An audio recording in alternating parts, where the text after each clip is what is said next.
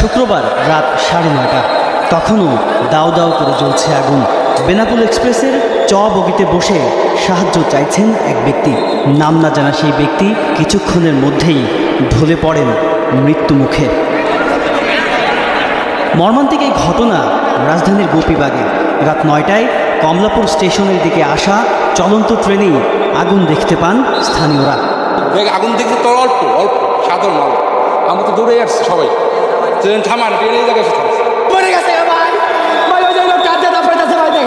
অনেক চেষ্টা করছি ভাই, অনেক মানুষ ছিল ভাই। এই লোকটা ভাই অনেক রিকোয়েস্ট করছে ভাই, আমার বাচ্চা ওনার বউ বাচ্চা সবার ছিল ভাই।